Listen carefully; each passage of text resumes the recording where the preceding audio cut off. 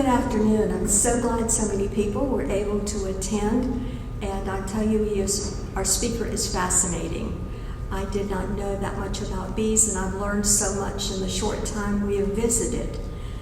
Robert Johnson, some of you might know, is the Cedarfield resident PC service advisor, and he has seen some of his previous clients here today, and I should be one of them.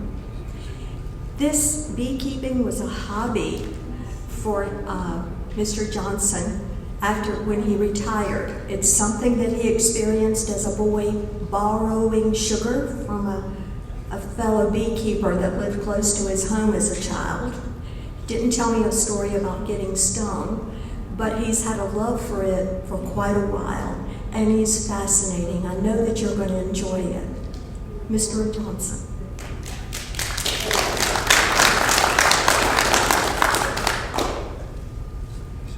It's not often you get a chance to speak to an audience that you know half of. And it's a real pleasure, because most of the people that when I've serviced PCs, they've had to listen to me talk about beekeeping and that sort of thing. So let's see if we can get this thing rolling here.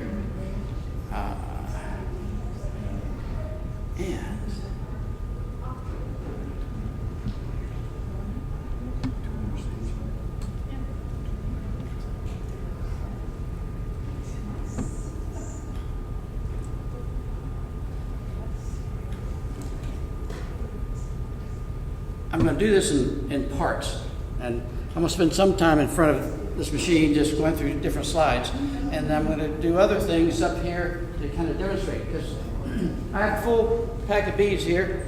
They came out of my hive this morning, so they're enclosed. You don't have to be concerned at all. It'd be nice if I get this going right. Let's see.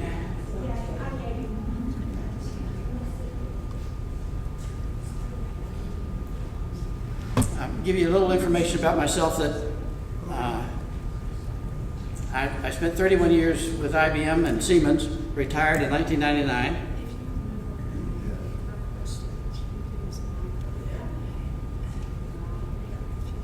Yeah, this is fine. Okay. Like I was introduced, I serviced PCs and Apple products around here at Cedarfield. Have been doing that for probably 5 or 6 years, and about as long as I've been a hobbyist beekeeper. One thing that I want to tell you today is that I don't do this for anything but my own pleasure. I don't sell any of my products. My wife gives it away to all her friends. I'm not sure there would be anything left to sell. But I enjoy the science of beekeeping, and you'll get an understanding of what I mean by that when we go through the rest of the presentation. My real interest is the education and mentoring new beekeepers. So I like to be the mentor, and that brings me a great deal of pleasure. The other thing is I'm almost the age of you folks. There are some exceptions out there, but Just stay closer to the light. oh, okay. Use the mic.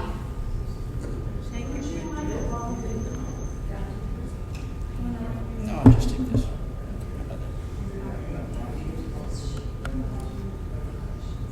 Can you hear me now? Okay. Much better. This will be much better. Let's begin. Having serviced PCs and things like that around here, Oh, the I think black I man. have an advantage being close to your age. There's some exceptions, but I'm close, and I bet that I'm not the youngest person in the room. I know the age of many of you, only because you've told me. Okay, so that gives me some advantage. I'm Like I said, I don't make a profit off of beekeeping. I do it purely for pleasure, and I'm not going to sell anything. But I do have some samples up here. When we finish, you'll have an opportunity to taste local honey. The only other thing I want to start with is I'd like to, because there's a lot of technical stuff in the presentation, I would like to show you an example of a typical beehive. Now this is a small one, and this is what they call a nucleus. The object there is sometimes when you get a swarm of bees, you don't have lots of them, so you like to start them in a small house. Like your first house, you don't have a lot of furniture, you don't have a lot of things to fill it, so that's sort of what we do here. And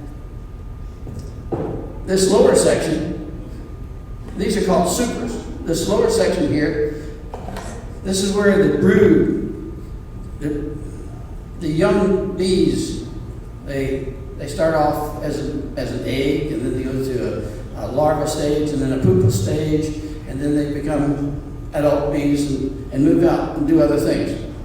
So that kind of, this part, see how it's about 9 inches from top to bottom. That's the brood area. And this other short area over here that sits right up on top of that is what they call the honey super. And most of the honey arrives here and gets processed here. Actually, this honey right here that I've got, that you'll get a taste of, came right off of one of these frames. And this is not the time of the year to be taking honey from the hives. They're not real anxious to give it up because they know they're getting ready for winter. So kind of keep in mind, this top part is the honey super, and in the midst of the spring, when there's lots of blooms, this might grow. I might put 5, 6, or 7 of these up because you're trying to be opportunistic. When the nectar's there, you want to get as much of it as you can. So these get stacked. Again, the lower part is what they call the brood area. And again, these are live bees here. And when we're finished, you get a chance to come up and take a look at them, and hopefully things will make more sense. Okay.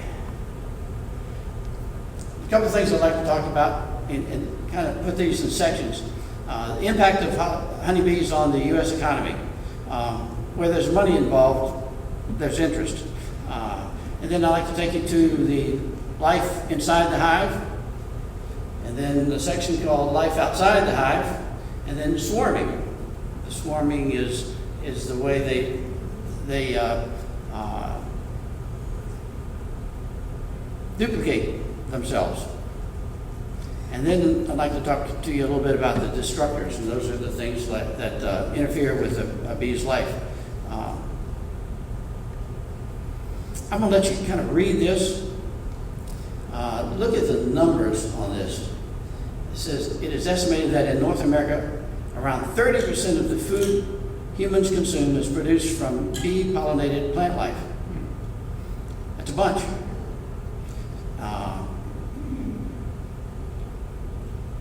Give you some idea of why the U.S. is so good at getting so much production out of an acre of land, and other countries can't do that, is we have these things called pollinators. Honeybees are pollinators. If I flip over here to the next slide, you'll see the kinds of crops where honeybees play a major part. Almonds couldn't exist. Just can't be, because of the way they grow on trees and the climate there. their existence is totally dependent upon honeybees.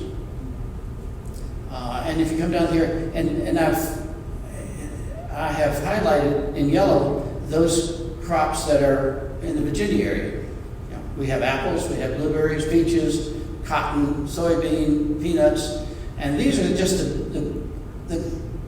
big influencers, the big large number of plants that use pollinating services from the bees. And if I flip back on the bottom of this, it says there were 148.5 million pounds of honey produced in the USA, 2007. There's another number you'll see in a moment that's even larger than that, and that's 2019. Honeybee products, you know, we think of the typical product as honey, but you've got beeswax, you've got pollen, propolis, royal jelly, venom. Probably none of you folks have had anything that had bee venom in it, but you never know. It's used in the production of many types of drugs. Royal jelly is also used. Royal jelly is something that's made by the honeybee, and it's fed to young bees. It's also fed to the queens. Beeswax. Beeswax is used in many different products, and you'll see beeswax sold in the form of a salve or something, all kinds of skin products. The thing to kind of keep this in perspective, honeybees were not native to the United States. Honeybees didn't come here until 1622, and they were brought over from England. I don't understand how, but the bees they brought over from England are Italian bees. I have no idea how they became Italians in one boat ride, but it took from that first couple of hives that they finally made it and survived the trip over. It took 261 years for them to migrate from the East Coast here all the way out to the West Coast. So over time, and most of these were wild bees. When they brought them, they were not wild bees, but as they multiplied and swarmed, they made their way to the West Coast.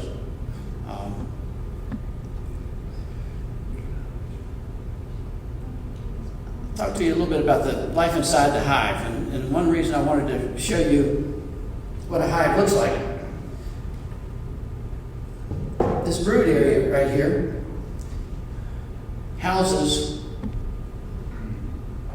male, and the males are worthless.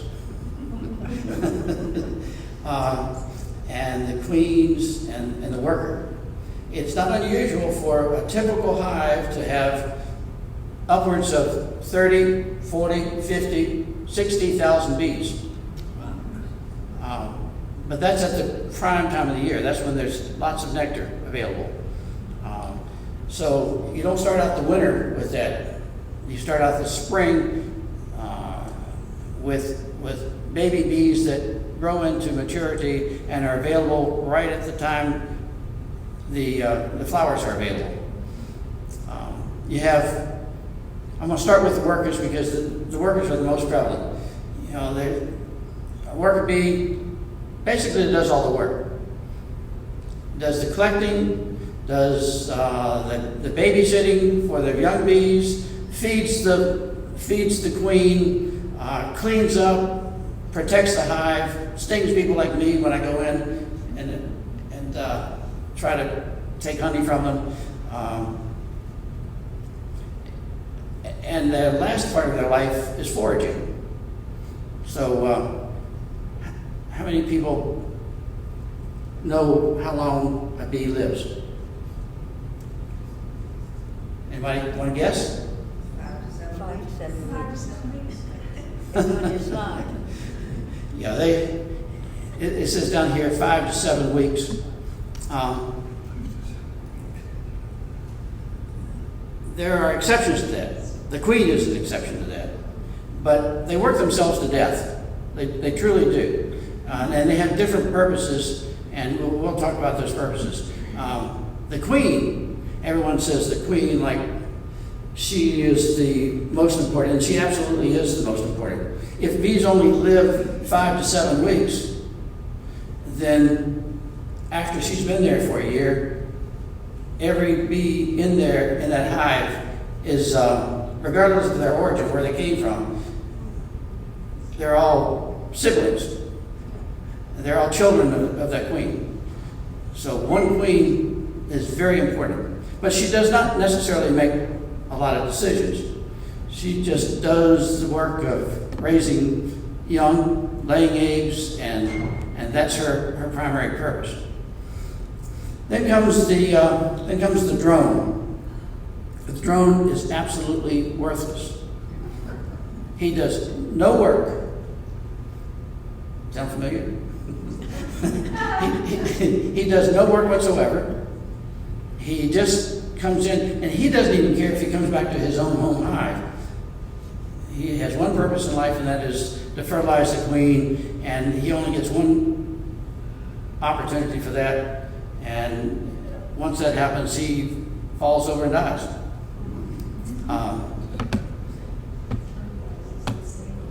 I'll leave that alone.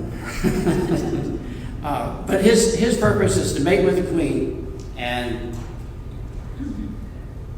a typical queen goes out on her maiden voyage, and for her only purpose is to be mated, and she generally mates with someone somewhere from 7 to 20 drones. That all happens in a short period of time. So there are 20 drones laying in the woods somewhere after she gets back. Okay. Now, I'm gonna flip back to this and take a look at this size difference. The queen, see how she's very long. She's about twice the size, the length of a worker bee. And then you look over here at the drone, and the drone is fat, lazy. Look at the eyes on the drone. His only purpose is to try to find a female that would accept him.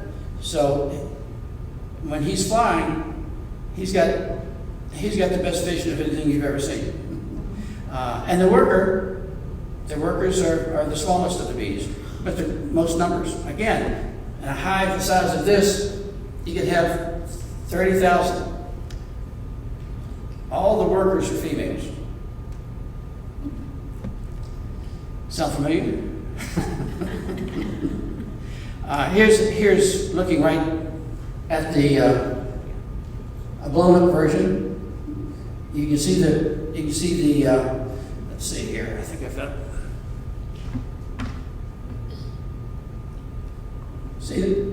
See the long body? Here's a drone. See, he's flat and fat and big eyes. And all these others are worker bees.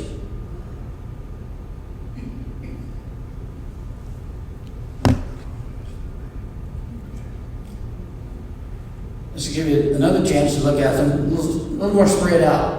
So, can anyone find a drone there? It's like up in the top center. Right there. See, see how flat and wide he is here? Okay. I don't see a queen in this one. Let's flip it. But of course, all the others are female worker bees. I think you can see a. Let's see. Well, I'll show you another example of the queen later. talk about the worker bee's life cycle. You know, they start off, queen lays an egg in a cone that looks like this, and it's double-sided, okay? And this is produced by the bees, and it's in the egg form for the first 1 to 3 days. Then it moves on to become a larva, 4 to 8 days, and then a pupa. And during the pupa stage, the nurse bees being the youngest of the bees, their purpose in life is to take care of these eggs and all of these stages. And they actually put a cap on at the beginning of the pupa stage. They put a cap there, and the larva actually builds a cocoon within that framework, and then goes through the process of maturing. And that happens in 21 days. From day 1, you've got the egg being laid. Day 4, it hatches into a larva. It turns into, at day 9, it turns into a pupa, and it weaves a cocoon, and then day 21, they emerge from the cell and become full bees. A little difference in this chart gives you a better understanding. If you look at the worker, who's right in this middle column here, you see the 3 days. They all take 3 days to hatch. But the worker bee, you can see when they're going into the larva stage, it looks at 1, 2, 3, 4, 5 days. Then they spin the cocoon, and then they're capped. And then the development process continues. So from let me see, the workers, from the first day the egg is laid till the day they emerge is 21 days. The drone, on the other hand, you see the egg takes 3 days to hatch, and then it's a longer period of time as a larva, and then it's capped, and it takes 24 days. And the queen, you can see the queen here, is actually takes less time. A queen egg hatches in 3 days like all the others, only in the larva stage for about 5 days, and then they develop very, very quickly. And 16 days. So you got 16 days for a queen, you got 21 days for a worker, and you got 24 days for a drone from once the egg is laid. Give us some idea of what kinds of things happen during that process of those days. If you look at this is basically the life cycle of a honeybee. Day 1, the queen lays the egg. Day 4, the egg hatches, and day 10, they get capped, and later on, at some point, day 21, depending on their gender, they may take us up to 24 days to hatch. But when they do hatch, you see that the worker bee immediately chews her way out of the cap, and becomes now an adult bee, but an adult bee not fully developed. They can't fly. So they spend, from the moment that they come out of that cell, the first thing they do is turn right around and clean that cell to prepare it for the queen to lay another egg. And all bees go through different jobs based on their age. And day 22 to 24, they're cleaners. They're constantly doing different things like cleaning cells. Then they, in that same stage, they're called nurse bees, and they actually feed the queen. They prepare the comb for other eggs. They prepare and feed the young eggs, the young larvae. They actually create the cap to put over the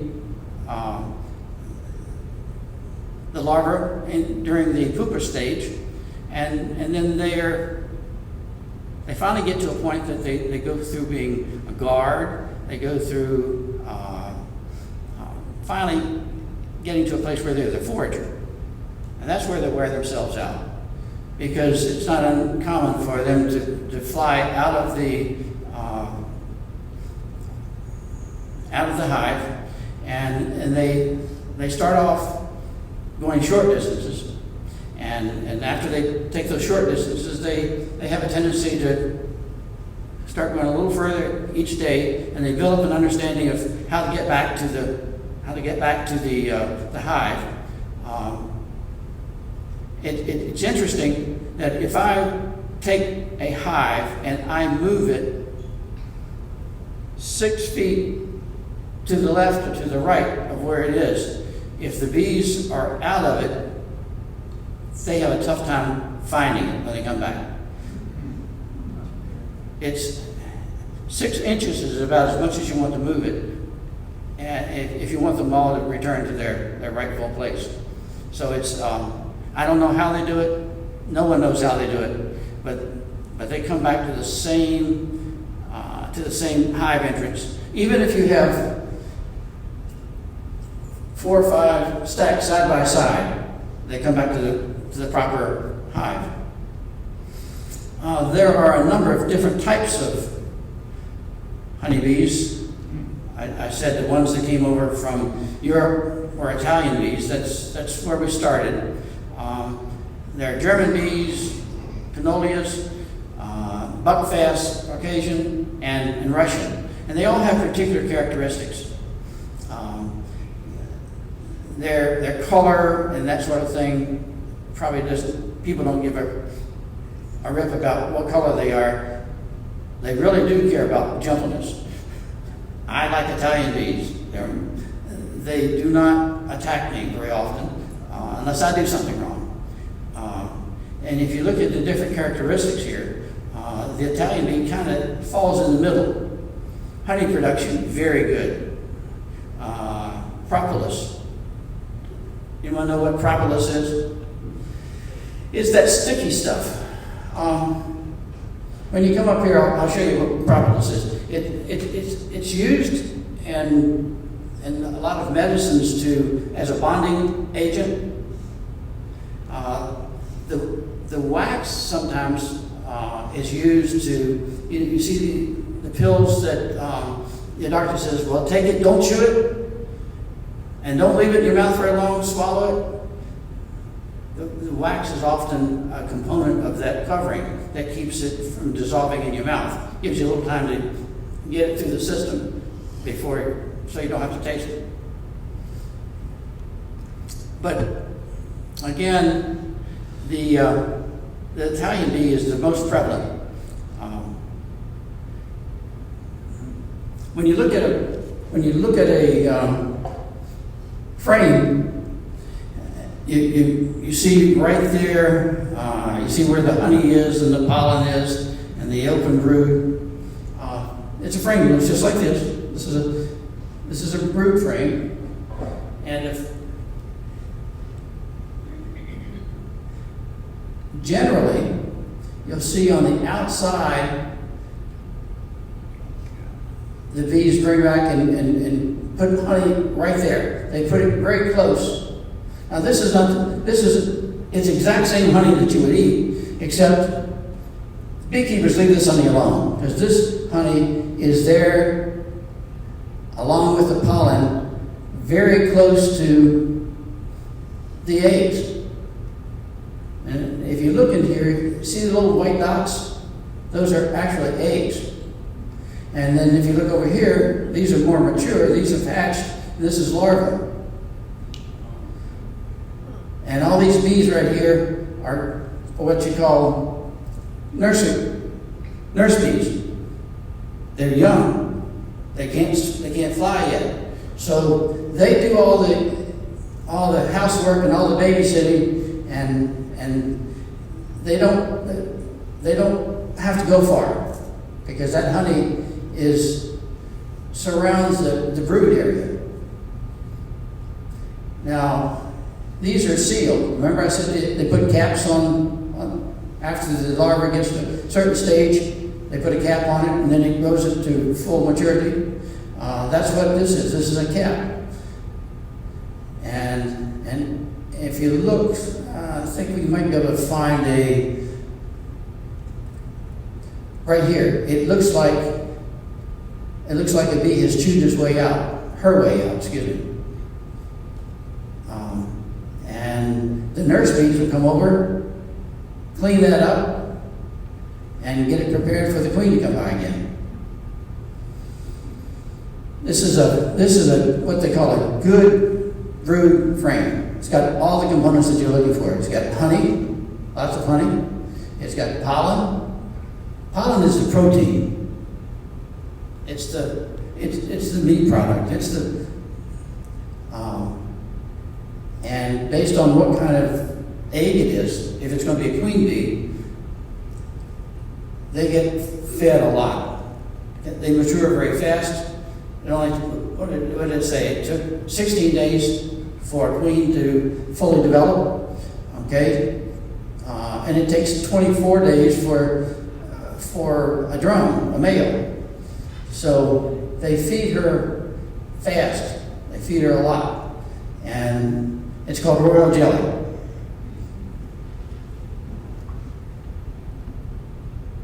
This is another example. Okay, here's the typical brood chamber, and what I want to point out here is when the bees sense that they're running out of room, then they get into the swarm mode. They want to swarm, they want to move someplace where there's more room. Okay? And the first indication of that is when you see queen cells. See it? And queen cells are the only ones that are actually vertical. Here, these are all normal worker cells. This is a queen cell. See how vertical it is? And I said they feed her a lot of food. When they cap this cell right here, she's got a supply of food that is probably 4 times what a typical worker would have, and she develops very fast. These down here, this is a drone cell. See how it's protruded? It's not flat. Let's see here. Here's a drone cell. Here's a normal worker bee cell. It's almost flat. This is domed, and this one actually protrudes out and looks like a finger.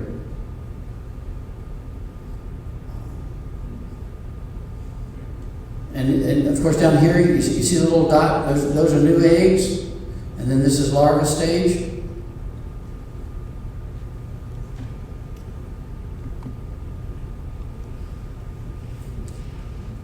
Again, this is just to give you some idea of how busy it gets. This is really not a crowded. This is not a crowded frame. This is very typical in the summertime when things are real active. That is not at all too busy. Every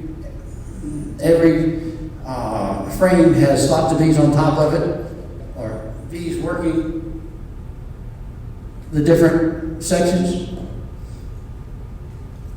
On this, what we call a nuke, there are only 5 of these across. And there's a reason for that. If you give a bee a space, they'll try to make another whole frame of honey. So they've got it down to a science where if you give them just enough space so they can crawl in and out, and don't give them any more, because they'll make a mess of the hive.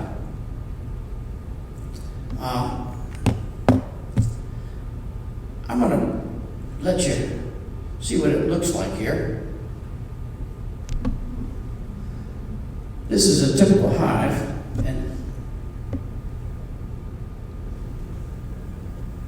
and I think I have to turn this off.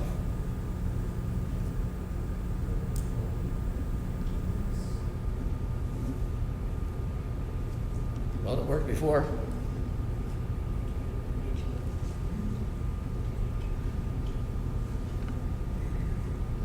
Excuse me for 1 second here. I'm going to see if I can get some sound.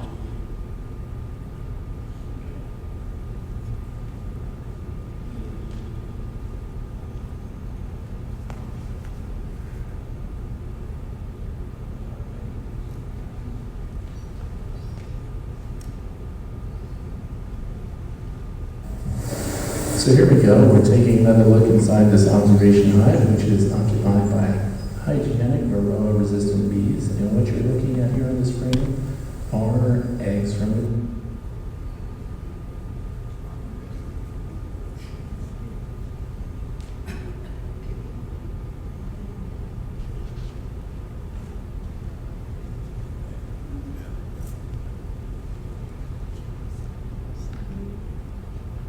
Sorry about this technical issue.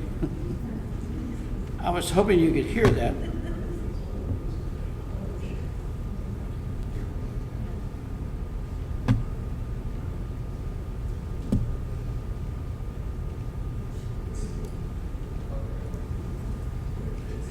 There was sound before, but this is a typical activity where you see the larva and the eggs in the bottom of this. I'm going to try something. It's right here.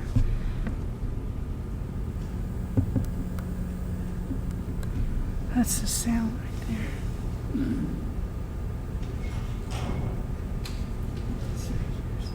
Yeah, I didn't know whether this has to be off.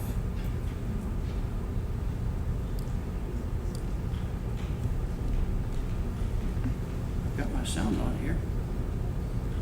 Let's see. Let's get back here. See if I can.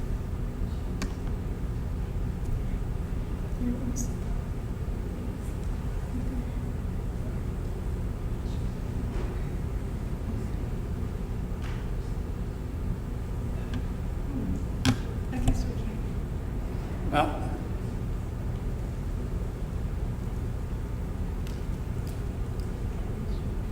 sorry about that. We had sound, but this is a typical view of the activities that are going on inside. I'm going to try to get back to.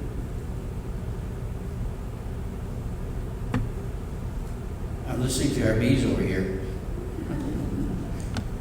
I guess they've decided they're going to make some noise.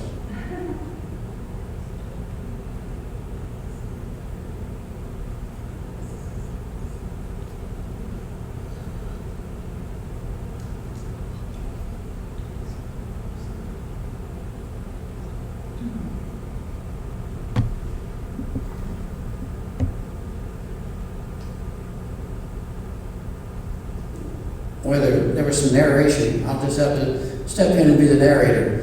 This is a typical activity that goes on a brood frame, and you can see different areas in here. This bee will get out of the way. Here's larva here. Here's larva here. I saw some eggs somewhere, and I'm going to speed this up a little bit and see if we can.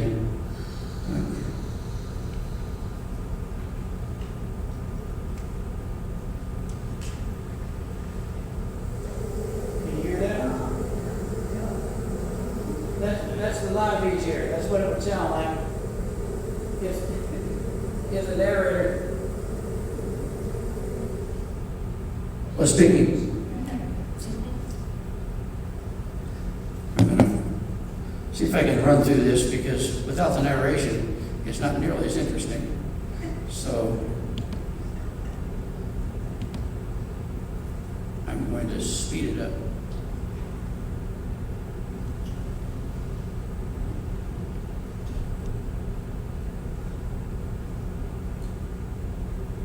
I apologize for this. This is sort of unexpected, so I'm going to move over here to an area where okay, you can see the egg in this one. Here's an egg here. These are eggs. These are eggs. Just before they hatch, they kind of take the shape of a U.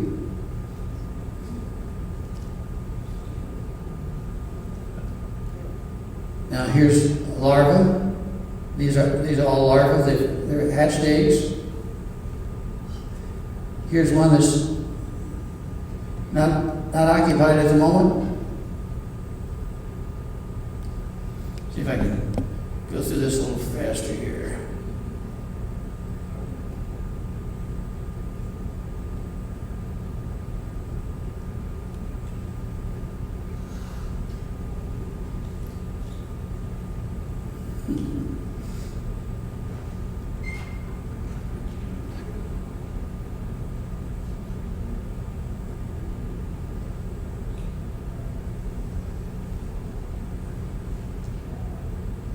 This one bee doesn't want to cooperate. So what we're looking at is an actual observation hive, just like this one, except it's larger. So you'll get a chance to see them actually working in that area. Let's jump to the outside of the hive, and unfortunately, I don't think this is going to work either. But we're going to try. No sounds.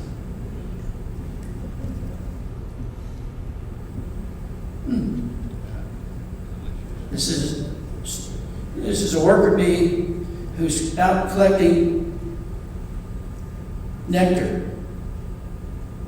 And if you see, it's not really trying to collect pollen, but it's getting covered with pollen. So it's doing its pollinating services without even trying. I want to flip over to the next slide here. See that tongue? That's actually reaching down through the flower, down into the bowl at the end of the flower, and taking the nectar from there.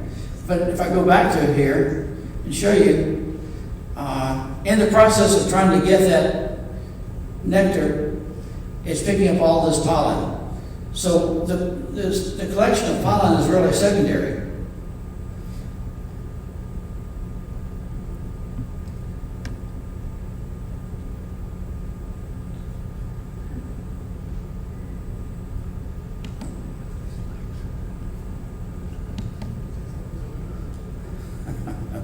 I really wish I could speed this thing up, but our technical issue is making a mess of this.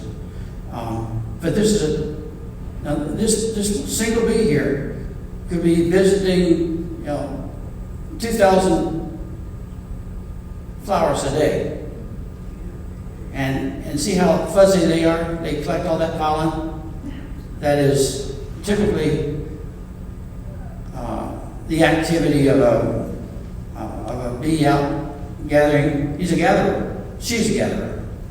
She brings that pollen and that nectar back and hands it off to other bees that go through the process of turning it into honey. This is to give you some idea. See how hairy that blown up picture shows, it's scary. I mean, it doesn't, but in the process of collecting nectar, it's collecting pollen all over its body. And when it comes back, the nurse bees and other bees in the hive actually take that, they clean them up. And she doesn't have to do any work inside the hive. She just comes back and she gets cleaned up by the nurse bees and the younger bees, and they deposit the nectar in the cells. They also take the pollen and put it in the cells as well. Give you some idea of how many pounds of honey was produced in the United States in 2019. It's 156 million pounds. Now that's just the honey. That has nothing to do with the pollen and the propolis and the venom and all those things. Just the honey alone. And at a rate of $1.97 per pound, and you can't buy honey for $1.97 a pound. That equates out to $339 million in 2019. And I'm sure that's increased. I know the price of the honey has increased, for sure. That's raw honey, no processing. That's exactly what this honey looked like before I extracted it, and you'll get a chance to taste that. So that's unadulterated and what they call raw, unprocessed honey. What that means is it's never been heated up, it's never been cooled down, it's never gone through the homogenation process. It's purely honey that's been extracted directly from the comb, and it's a messy process. The benefits of honey: it's a good source of antioxidants. My wife in the middle of the winter always has problems with her fingers cracking, and I don't make it, but I have a number of friends in the bee club that make it. They make an ointment using different products, but mostly wax, and it works wonderfully, better than anything she could buy off the shelf. There are all kinds of the benefits of honey: healing wounds. This word that I can't pronounce, PHY, that's basically the compound that's in flowers that protects the flower, the leaf. Okay. How many of us have used honey and hot tea when you had a sore throat? I dare say everyone in here probably has done that. Someone asked me today. They said, "How do you determine what the flavors are?" Well, if you look at the flavors: blueberry, buckwheat, clover, orange blossom, raspberry. The bees that find these flowers, if they come from if that beehive is in the midst of fields and fields of buckwheat or clover fields, or down in Florida, the orange blossoms, they collect from pretty much that sole source. And the flavor of the honey has very subtle taste. Now you say tulip poplar, you've probably never tasted anything. You wouldn't know what tulip poplar. My honey here, most of it comes from tulip poplar trees. If you know what a tulip poplar is, it has a big bloom. They're generally way off the ground, so you never see them until you have to clean them up. but there's an enormous amount of nectar in those. And I would say that 80% of my honey I get in a time span of maybe 3 weeks, 3 or 4 weeks, when those tulip poplar trees are in bloom. Then they move on to something else. So the flavor of mine, I guess I could call it tulip poplar. It's a very mild, not super sweet honey. And a lot of people just say wildflower because they don't know where their bees are going to get it. I mean, if it's a farmer and he lives next door to what's the big garden center out in West End? Strangers? Yes. Yeah. Who knows what the source of the nectar is? So people just label it wildflower. But when you get down to the citrus crops down in orange blossom and that sort of thing, you taste that honey. It has this slight taste of the product it came from. To give you some example of this all came out of one of my hives. I generally, my hives, I really don't set them up to be great honey producers. But this one hive, to satisfy my wife and our needs, this is about 40 pounds of honey. That's very typical. 40 pounds of honey out of one hive. Now, my regular hives are bigger than this. This year, because of the weight, you figure that's 40 pounds of honey. Trying to take one of these honey supers off, if it's twice as big as this, that really gets heavy. So I've switched over to what they call eight frame boxes, honey supers. So I have 8 of these, and there's honey on each side of this, and that weighs about 20 pounds when it's full of honey. And this is all unprocessed. This is what you call raw honey, and you'll get a chance to come up here and taste it. That's typical. Now, some people who are really looking for lots of product, they put lots of these honey supers on top, and sometimes they even combine hives just to get a lot of bees, so that if they time it right, they have lots of bees at the time that the blooms are available. They can fill a super in a day, and I've seen them stacked with supers 8, 9 high.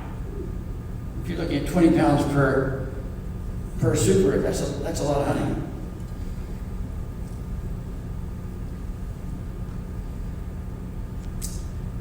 I'd like to talk a little bit about the destructive elements of honeybees. Honeybees, I'm sure you've all read that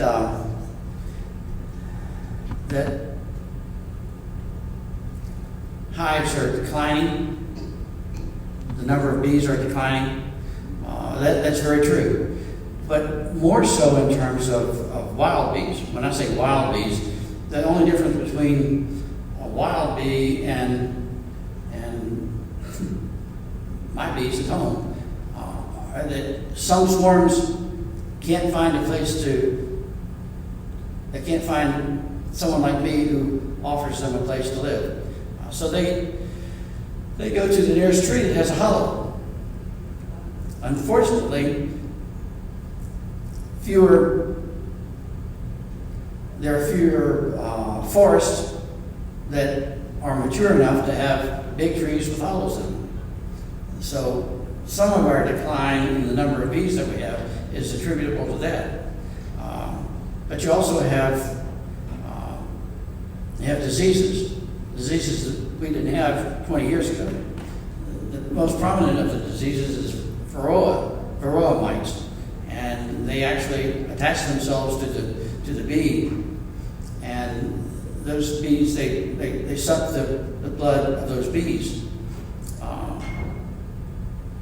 So they don't live as long, they don't produce as much, and that varroa mite is probably the biggest of the challenges for survival of bees. You've got pesticides. Farmers are getting smart now. If you think of when we had so many problems with eagles, they almost became extinct. The farmers stopped using DDT. Once they stopped using DDT, the eagles have come back. Well, that's exactly the problem that we have with the bees. The pesticides that we have today are killing off lots of bees. And the farmers are beginning to understand that they need to use new products that have much less impact on bees. Things like using those pesticides or spraying them in the fields at night instead of during the day. They spray them during the day, you've got all that vapor, and the bees fly through it, and it affects them. So farmers today understand the need for pollination for their crops. So they are beginning to look at different ways of farming and listening to their beekeeper friends. So we're making improvements in that. We're also making improvements on how to treat bees that have this varroa mite.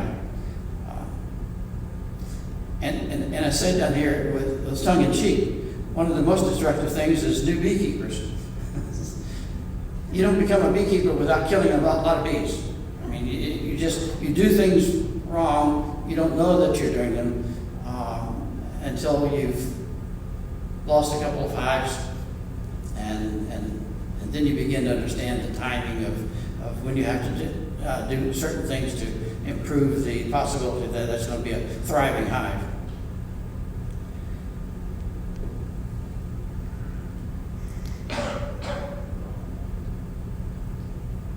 If you look at this, spiders, birds, there are certain birds. There are only a few birds. Flycatcher is one of the birds. We don't have those around here. At least I don't think we do. And this is up in the upper right-hand corner is what they call a small beetle. They are not often a problem if you have plenty of bees, because the bees will chase them out and kill them.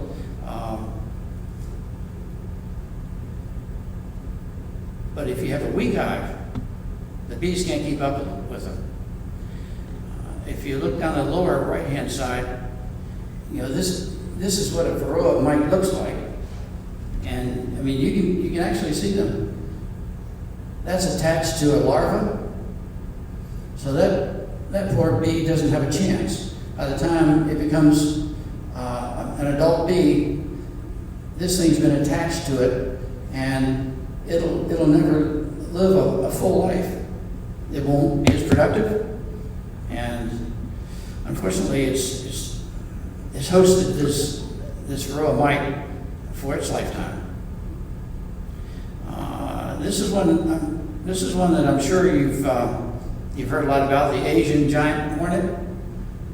Look at the size difference, and they've just begun to see these on the West Coast, and they've tried to eradicate them. They came from Asia, and you can guess how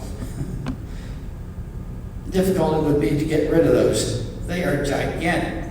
They are scary looking, and the sting from one of these can be lethal.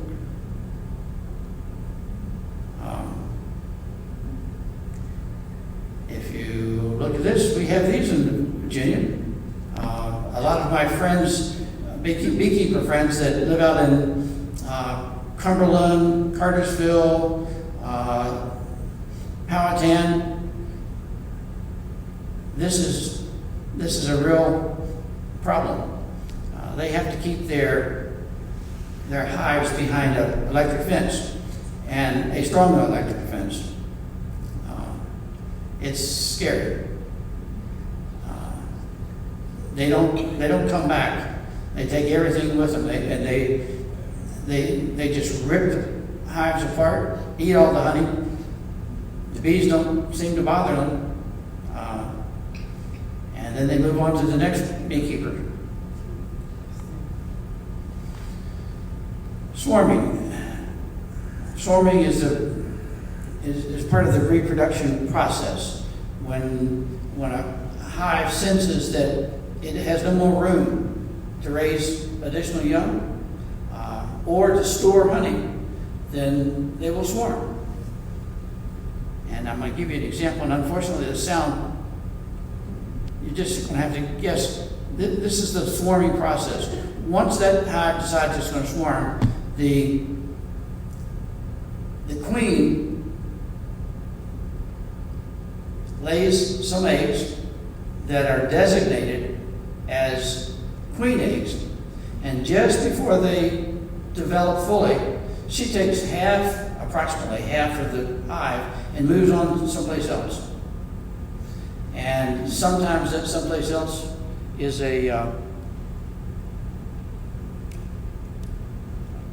sometimes that someplace else is a hollow in an old tree. Sometimes it's a neighbor's soffit in their house, and this is what it looks like. That's half of the bees out of the hive surrounding and protecting the queen, the old queen, and they'll stay in a tree like this for some period of time while they send out scouts to look for a place to live.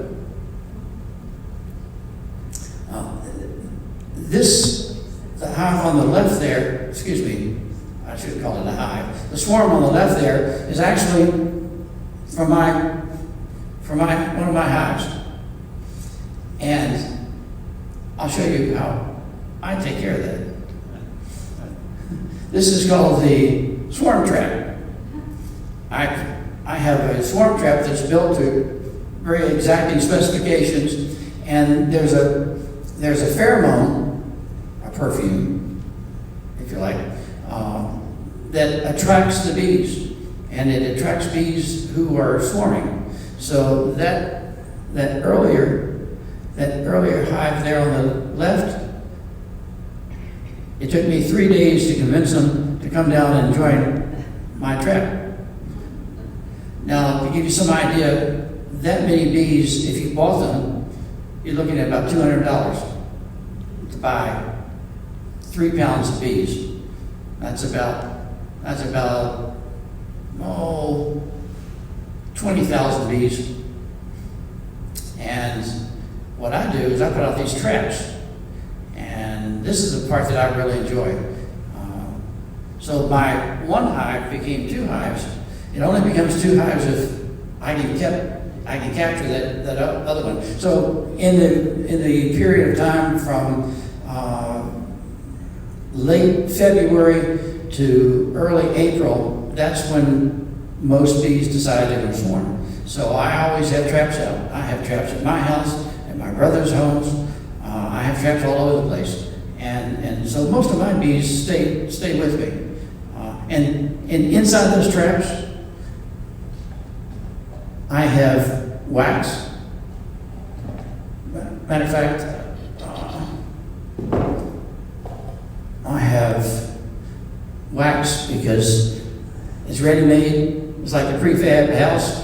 They can move in immediately. So they prefer to go someplace that smells like honey, smells like bees. So I encourage them.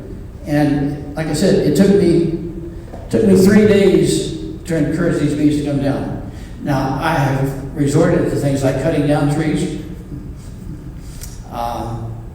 That's not the best way to do it, but sometimes That's the only way. Let's talk about some bee facts, and then we'll finish up. You know, if you read these, a single bee weighs infinitesimal. 4,000 bees together weigh only 1 pound. A single bee can produce 1 tablespoon of honey in its lifetime. It takes a lot of bees to make this much honey. They can fly up to 12 miles an hour. The bees heat and cool their own hive to keep it between 93 and 95. One of the concerns I had about taking these bees out of my hive today was I had to wait until the temperature was high, because they don't fly. Anything, once it gets up to about 65, you begin to see some bees come out in the morning. If it doesn't get to 65, you don't see the bees. They stay in there. But the concern that I have is once I open up that hive that is normally kept in the 90s, if I have eggs and larvae in there, they will die. So I don't open that hive unless I absolutely have to. Now I can go peeking real quickly, but once you open it up, and on the hive that I opened this morning, all I did was go in, I reached in and got a frame, and I shook the bees that were in that frame into this box, and then I grabbed another frame and that had bees all over it, and I put it in there so that you folks could actually see it functioning in there.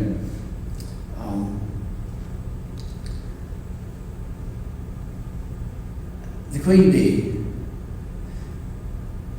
could lay 800,000 eggs in her lifetime. In a day, on a good day, when I say a good day, on a day when they're really beginning to ramp up their reproduction, she can lay 2,500 eggs in one day. Now, they don't know the difference between daylight and no light. Okay, so that's over 24-hour period. 2,500 eggs. Most of the time, queens, you don't keep them past a couple of years because they get fertilized one time. That one maiden voyage, she goes out, she gets fertilized. It doesn't happen again. And so her ability to lay fertile eggs expires after some period of time. So in most cases, people, this is the time of the year when they like to replace their queens. And as horrible as it sounds, that's exactly what you do. You buy queens, or you can actually trick your bees into laying queen eggs and developing queens. And then you can just take one of those and move it into your hive, and you actually kill the old queen. I know, I don't like to do it, but I do. Bees communicate by dancing. They also communicate by pheromones. A bee that comes in and by accident tries to go into the wrong beehive, he doesn't smell like the other bees there. The other bees take on the smell of the queen. Very unique. So when that bee comes and lands in the wrong hive, he meets some resistance.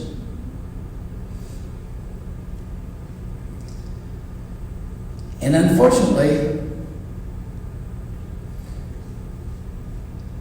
bees don't hesitate to rob other hives. And so it's like everything else in nature.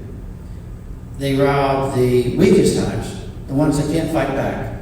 So they'll go in and completely strip all the honey out of another hive just by sheer numbers.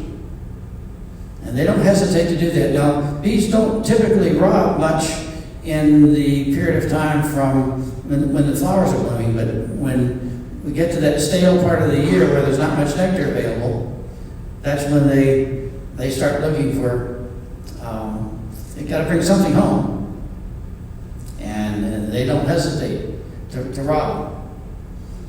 I lost a hive this year, one that I caught. Might have even been that one in the box swarm trap that I showed you there that I lost. Just because it didn't build up in numbers fast enough, and one day I look out there and I've never seen bees from all over the place robbing it. They're gone. They stripped that hive of all the honey, and the bees can't make it.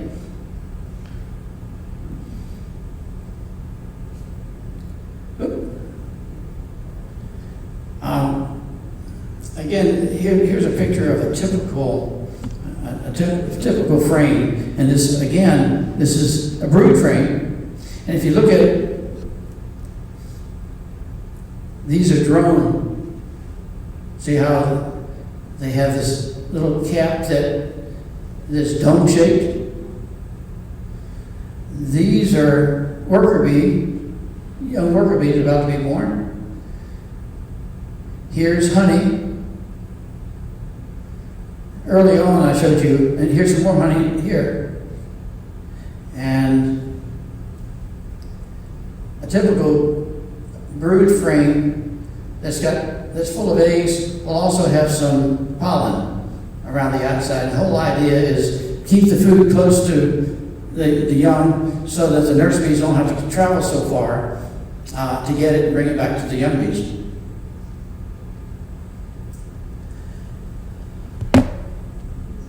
Well, I think we finally hit the end. I am so sorry that you couldn't hear the video. I don't know what happened. We checked it out in the beginning and it worked fine. But those videos were very good about.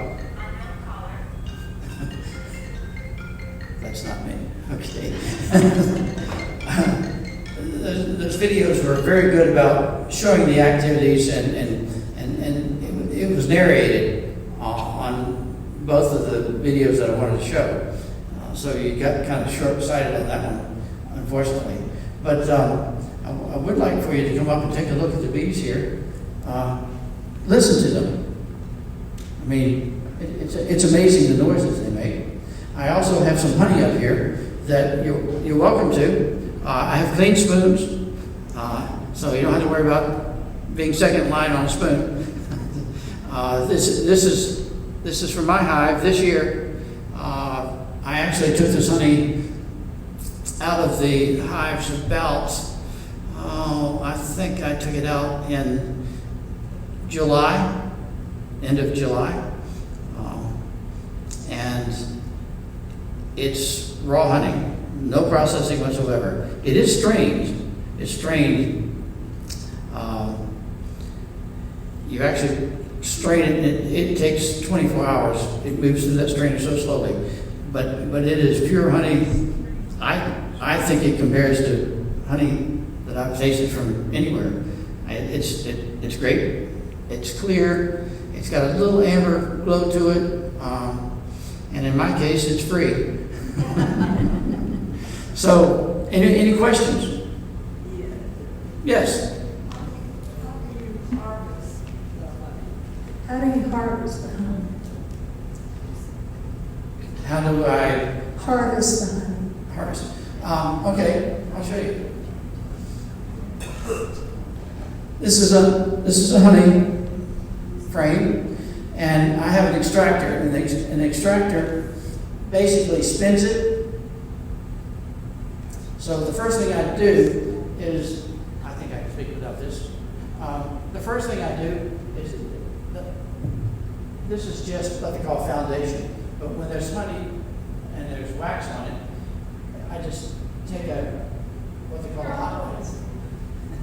What's called a hot knife, and I just barely take the top off of the wax. Do the same thing on this side, and then I put it into an extractor. And all this extractor does is spin it. And so I spin it, it's a centrifugal force type thing, and it spins the honey out, it comes down, and goes into this big stainless steel barrel, and then below that I have a strainer, strains it. And the consistency of honey is you want to get most of the moisture out of it, and there's a standard, and you want to get it down to about maybe 20% of the moisture, and if you do that, that honey needs no preservative, and so it's not processed. You haven't added anything to it. All you've done is strain it. And the other thing is, if you don't take the cap off and you leave it in the cone, it's good for a couple hundred years. A couple hundred years. It's amazing how smart these bees are. And I can hear these in the background. I don't know whether you guys can hear them. You will be able to. They come up here. Something's got them. I guess I'm talking about honey. Does anybody have those questions? Yes. Is a queen born to be a queen, or do they overfeed one of the other That's eggs? How does a queen become a queen? Can I? Yeah, I can be heard. The question was, does a queen get anointed a queen? Yes. Okay, the queen that lays the egg, has some choices to make. She can say, this is going to be an unfertilized egg.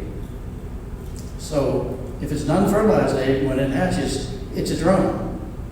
It's a male. The queen makes that determination.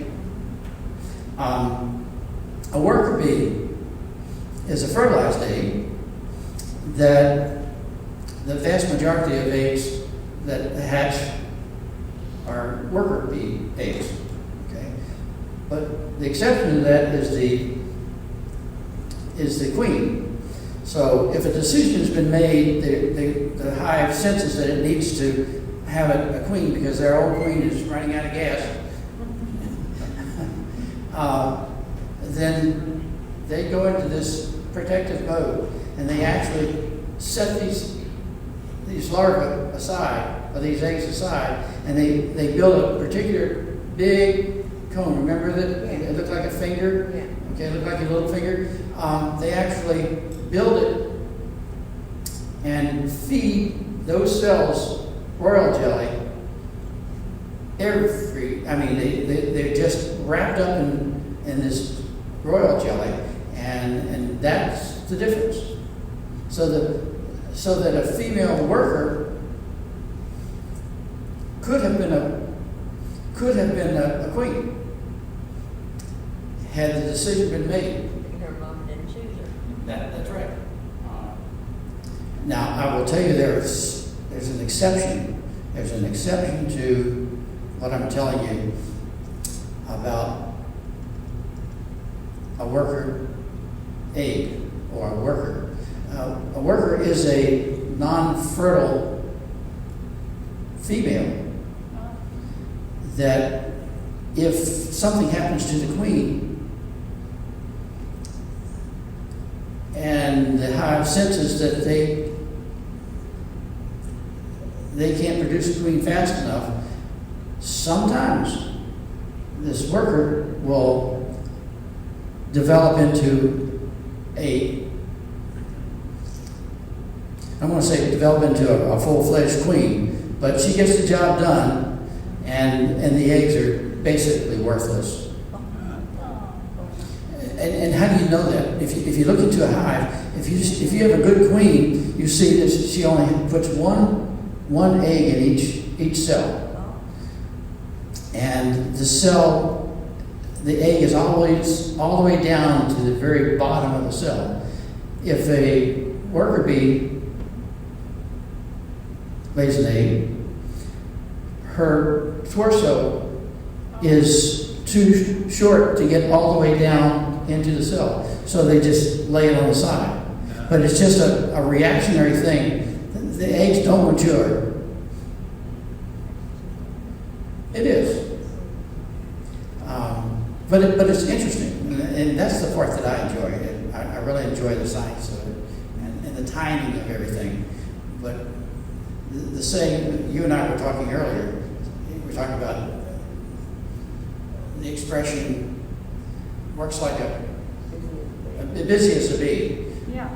When you come up here and look at these bees, you'll see exactly where that expression came from. They're constantly moving. Any more questions? Yes, ma'am. I have heard that the almond growers in California import truckloads of bees to pollinate the tree crop. How do those bees know where to go home? Okay. That's a good question. Number one, I want to tell you that that's true. Not truckloads, train loads. If you remember, one of the earlier slides I showed you was the dependence on pollinators, honeybee pollinators. And the almond crop is the one that's most reliant upon them. So the period of time when those trees bloom is only about maybe 6 weeks. So a lot of people who are big production honey farmers, basically, they will ship their bees, the whole hive. They'll leave them in their normal hives. They will plug up the front so that they can't go out. They will put them on pallets and ship those pallets out to California. And some of those that get shipped back, you can find at Chesterfield Berry Farm, because the flowering is finished early enough that by the time you ship them back here to Chesterfield Berry Farm, they're just beginning to have strawberries and apples and blackberries and all those things bloom.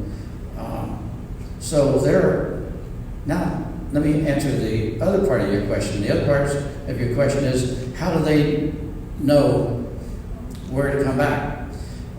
Well, the first thing they do is sometimes they leave them on the pallets, and they position the pallets so that the entrance to those hives are all on the perimeter. So, and in some cases, to make sure that they come back to the right place, they put color, a particular color on the front of those. But when you move bees, the first thing you see happen is they will actually, they go on a navigation hunt. Yeah. They'll go out, and when you move a whole hive, you wake up the next morning, you see them, they'll go out, and then they'll fly back. And then they'll go out a little further, and they'll fly back. And then they go out a little further and they fly back. So the first morning after moving a hive, you don't want to get in the way, because they're just flying everywhere. A lot of people think bees fly directly out and they stay at the same height. My bees, when they come out in the morning, they come out, by the time you get 4 feet away, they're 8 feet in the air. And so people say, well, how do you cut grass and things like that around? I don't have any problem.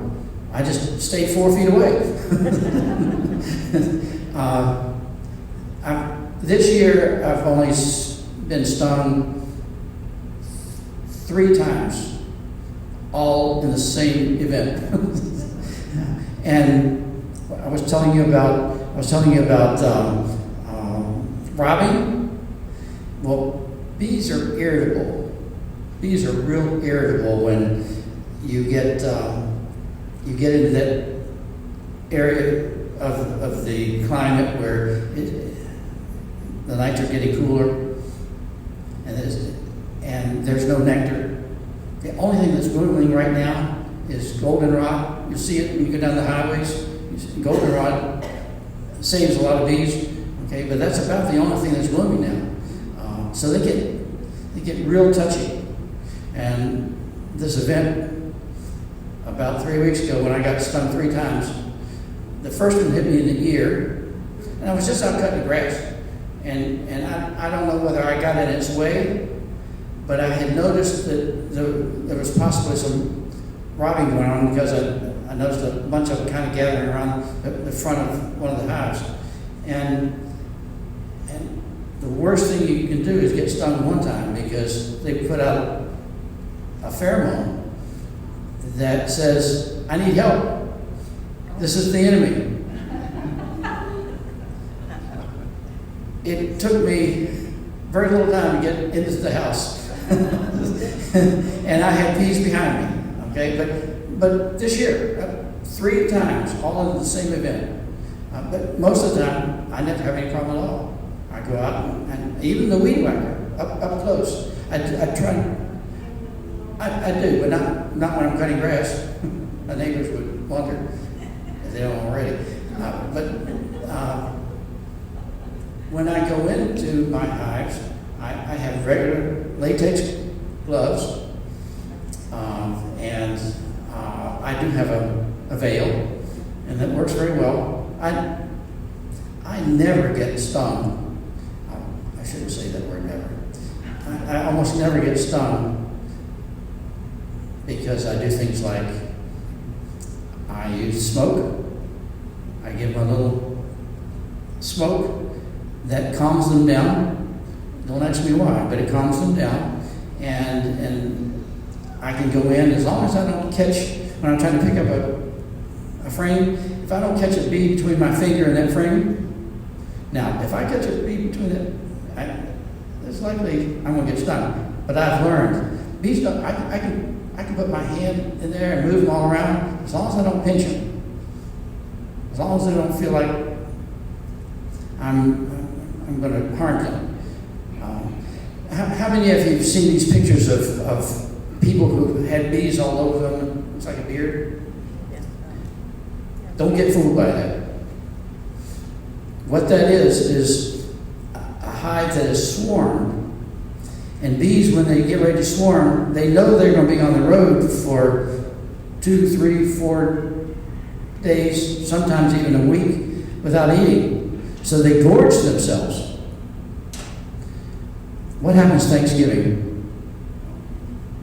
You gorge yourself, and then you just, you don't care. Well, these pictures that you see with these bees hanging all over them, it's basically a swarm of bees that you can actually take your hand and scoop them up.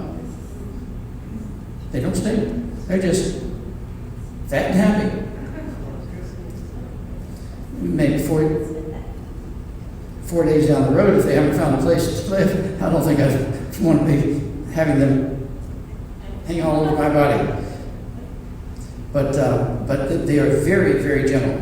And I have Italian bees. Italian bees are very, very gentle. They're good honey producers. They're very gentle. The only negative thing that I can say about them is there's some they have sort of a shorter tongue, so they can't.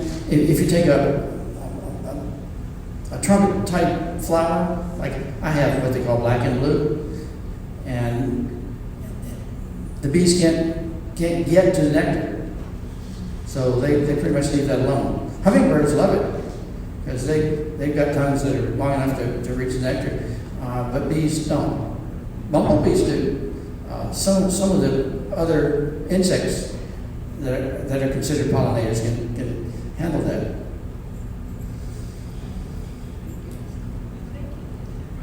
Thank you so much for all you've shared, especially how many different kinds of bees and all in one place. I mean, that's amazing.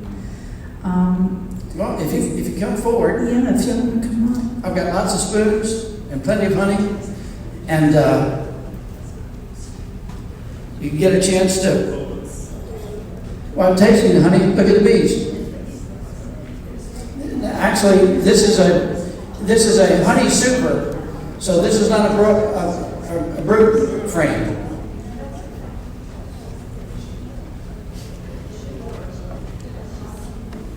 And there's no queen in there, There's, or is there? Show us the queen. no, there's not a queen in here, and I tell you, it's an art to find a queen, even if she wasn't. You have to be able to recognize her by her shape, and you can also recognize her by the queen always has a court